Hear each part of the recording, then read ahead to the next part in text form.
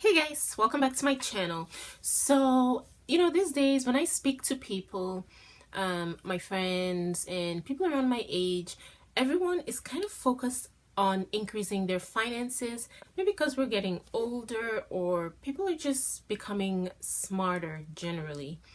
But people are focusing more on how to build wealth these days. And if you've noticed, I'm so focused on that right now. A lot of my channel is based on like how to improve on yourself and how to build wealth and other jobs that you can do. So anyway, in this video, I decided to talk about side gigs or businesses that you can start for under $100, and some you can start with $0, some $50, but these are some very interesting side gigs that you can do alongside your job, or you can do them full-time if you want and earn some income. Some of them are passive income and others are you have to continuously work at it to continue to see results. So let's get started. Number one is beauty related, and that is hair grooming. So you can either cut hair or braid hair or style people's hair on the side and earn money from that. A lot of people do that. You don't have to set up a hair salon that's going to cost you a lot of money. You really have, it has very low startup costs. You just have to think about, for instance, if you braid people's hair, you literally don't have to start with anything except perhaps the covering that you need to cover your clients with while you braid their hair, and little things like that. You can start braiding or cutting. If you do hair grooming, you can cut men's hair. You just need some money to purchase a few clippers and or scissors and comb. You can get these things at very, very, very low cost if you shop around for them. So that is number one. Number two is freelance masseuse. You can massage people for at very low cost. You can start up your business or your side gig such that you can go to people's offices or homes or wherever, and you will be a mobile masseuse where you can massage people. Some states do not require a license to start massaging people and charge for it. Some states do, so all you have to do is find out what the laws in your state are regarding this particular side gig. By the way, these days, a lot of people seem to need this kind of service because, for instance, if you have to think of your target, right? If you target the elderly people, or if you target people that have just had surgery or something, you probably will need to have a license to deal with those kinds of people. But there are other people that or that work on their day-to-day, and they feel as though they have to set up a time and a lot of money to go to a massage parlor to get their massages done. But you can set up your side gig such that you have social media that you can use for this, and you can set it up such that they know that they don't have to set up this extra time. You can come during their break time, come to their office, or you can meet them wherever they are, and you can charge them at a reasonable price so that it's not too expensive and they can afford you, and before you know it, your business will spread through word of mouth and you will have a lot of clients. So that's definitely something you should think about. Number three is cleaner. You can clean offices. I was at a Western Union and I saw two guys cleaning the office, and they were doing minimal job. Okay, they weren't like scrubbing or anything like that. They were just sweeping and dusting, and you can do stuff like that. There's so many small offices like doctors' offices and other small startup businesses, or even hair salons, and places like that that don't want to spend a lot of money on those cleaning services that come with the huge machines that they use to like scrub and polish the floors. Not all places want those kind of services. They would like to keep their costs down. So all you have to do is start your cleaning service. You literally just need a business card. to get started. And a lot of cleaning places have their own cleaning supplies that they like to use. They would show you where they are, and you use those cleaning supplies to clean up their office after office hours, so you're not even there when other people are working. So if you don't want people to see you cleaning, you can do that after office hours. I know a lot of people that do that, and I've been to offices, like sometimes when I go to a Chase Bank after hours, I would see someone in the Chase Bank like cleaning quietly, listening to music. That is definitely something to think about. It has very low startup costs, and you get to set your own hours and make good money. By the way, you don't have to clean people's offices only. You can clean people's homes too. I remember when I moved, I needed my carpets to be thoroughly cleaned, and I called someone to get it done because I didn't want to do it myself. It was going to be a lot of work. So he just came in. I was in my room, I was on my bed, so he was able to clean around me, he cleaned everywhere, and he was done. He was paid and he left. It's a very, I don't want to say it's an easy job because I haven't done it before, but it's definitely a job that you get to set your own hours. It has low startup costs, and if it's something that you don't mind doing, you can absolutely do that whenever you want, perhaps on weekends, and get some extra money from that. Number 4 is the vending machine.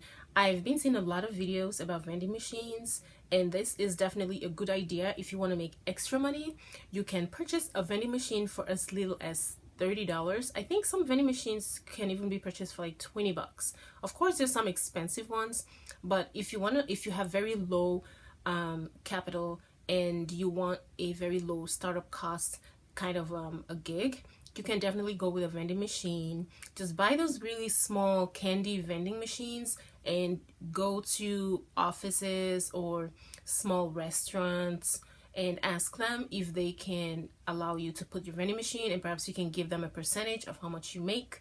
This will allow you to earn good passive income because you don't have to be there. You just set it up and leave. You can show up, I don't know, once a month or every 2 weeks or something to check on it and see how much it's made.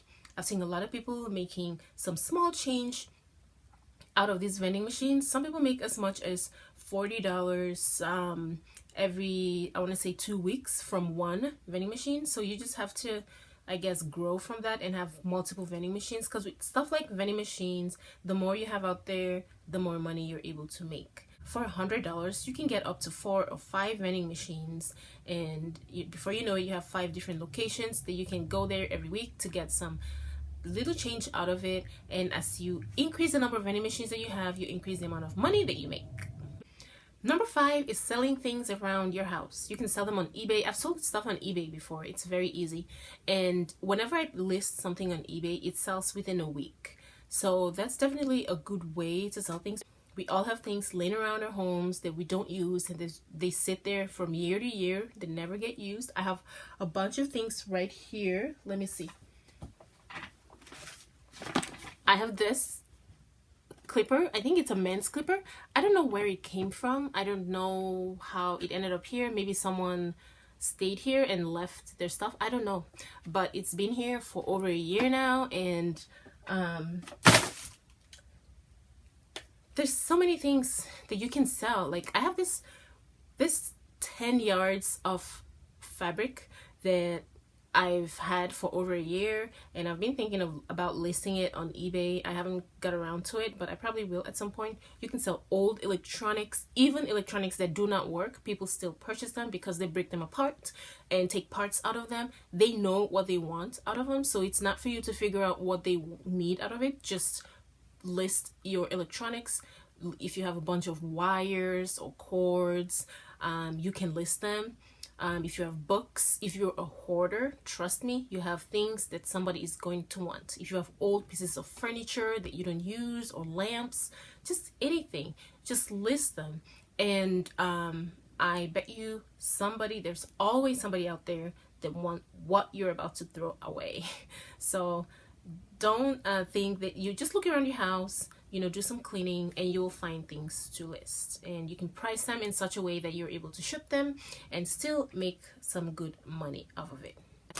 Number 6 is helping people file their income taxes. There's so many people out there that have simple income taxes. They don't have businesses. They probably are only in school and then have a job, or some people just have a job and they don't know how to file income taxes. Some people don't speak English, so it's difficult for them to file their own income taxes. It is so easy to file income taxes. I do my own taxes. I do them every year. I do it all the time. Never been audited. And you can definitely do that for other people. So just set up your gig such that maybe you have you make business cards that you can pass out to people. You can tell it to your friends, your coworkers. Tell them that you can do their income tax. By the way, when you prepare income tax, you know how much you're going to get before you officially file your taxes, right? So they can always, if you're new and people aren't sure if you can help them or not, if they're not confident in your ability to file your income tax, you can tell them, I'm going to file your income tax and you will see how much you're going to get before I actually send it to the IRS. So if you don't like how much you're getting, all you have to do is not send it and we won't file it, you won't be charged, etc. I once, before I started filing my taxes, I used to go to this guy. He was Jewish and he would do it from he had a small office in his building, a small room that he used as his office, and I would go there. At the time I only had one job, and he would do my taxes and he would charge me $20. And I was like, wow, this guy is so nice. He only charged $20. But now that I do it myself, I'm just like, this is a good idea, for a freelance business, something that you can quickly do for, you can do it for relatives even. If the laws in your state prohibit doing this particular kind of business for others, like preparing other people's income tax without some kind of a license, you can always do this for your relatives, like your brother, your sister, and they can pay you some extra money and you can get extra cash that way. Number 7 is setting up businesses for others. This is it sounds more complicated than it actually is. I have set up a couple of businesses myself, and trust me, it is very, very easy, especially for a small startup or for entrepreneurs that are trying to register their business. Perhaps they're trying to register the business name and they're trying to do stuff like get a domain name. You can help with things like that. You can set up your freelance such that you are the person that they come to when they need to find a domain name, when they need to file the DBA with their state, and when they need to perhaps file an LLC, get an EIN, get a DUNS number, stuff like that. Little things like that for small businesses, you can definitely start on your own. It is very, very easy. If you've done it yourself, you will be shocked at how easy it is. If you know how to press on the keyboard to respond to people's messages or texts or even posts on social media, trust me, you know how to start up a business for somebody else. Okay, so all you have to do is, when you get to a point where you have to pay for something, for instance, if you have to pay for the business registration, that person will provide the funds and you will pay for it. Or you can pay for the funds and then that person, you show them the receipt and your clients will pay you back. It's very inexpensive to register a business, so all you have to do is pass on the cost to the client. So you tell them, this is how much it costs to set up a business, this is how much it costs to register, and then you tack on a small amount of money and that will be your own profit, right? So it's a very simple process. It's definitely something you can start very, very easily. Number 8 is definitely something that is so easy and you can definitely do if you have a car, which is renting out your own car. If you have a set schedule, for instance, and you don't work on weekends, you can connect with people and find out anybody that needs to use your car, perhaps to work on a weekend or to wherever they want to go on a weekend, and rent out your car to them. This is going to be sort of a peer-to-peer car rental kind of thing, just because the laws for having a car rental business is very tedious. It's a lot. There's a lot of rules for that. And you have to think about insurance and accidental insurance if that person gets into an accident, stuff like that. So because of that, as far as car rentals go, I would say rent to someone you already know, somebody you trust, perhaps a relative, friends, or friends of friends, or you know, just someone you trust, or an adult, not a, I don't know, a teenager who's gonna take your car and go drink and drive and crash it somewhere. So you kind of have to think about stuff like that. But definitely renting your car when you're not using it is a good idea. If you have more than one car, you can always rent out whichever car you don't use very often, and that can generate some income for you. Number 9 is buying dividend stock. This is a lot easier than it sounds. All you have to do is go to a brokerage firm. There's some brokerage firms that are even cheap, that are free, like Robinhood. You can use Robinhood. Robinhood is a free app. You don't pay to set up your account there. You don't pay to purchase. If you use a cash account, for instance, you don't pay to take your money out. It is free. So all you have to do is purchase some dividends at a very low cost. You can buy dividend stocks for $10, $20, $30, $40, $50, $60, $70 at any amounts. It just depends on the company, right? You can buy dividends, and when you buy dividend stock, you just buy it and do nothing. That's it. Just buy it, basically. And you check on it. There's some stocks out there that do really well. There's some stocks that have not stopped paying dividends for many decades. And you can definitely do your research and find those kinds of stock and purchase some for yourself. Number 10 is kind of risky, and that is clinical trials. You can do clinical trials for a drug that's about to come out or a procedure that's being tested. There's always clinical trials going on in different states. Some of them pay $500. The lowest that I've seen have paid $500. Some of them pay up to $5,000. I used to know this girl, they used to do clinical trials a lot, and I remember I kind of used to be a little worried for her because I think clinical trials are risky, to be honest, but it has a low startup cost. Honestly, the startup cost for clinical trials is literally $0 because you don't pay anything. You just go there, you register, they provide your food, they provide your medication, they provide, you know, your doctor's appointments, like your doctor visits, everything. You don't pay for any of that. Some of them you don't even have to stay there. I think you can go from your home. I forget what those ones are called, but you get to leave from home and go there, and then some you have to sleep there, I believe. So research which clinical trials are going on in your state, and if it's safe enough and you feel comfortable being a lab rat, because that's what you will be, you can do that. I honestly, I don't really, I'm not in the habit of advising people to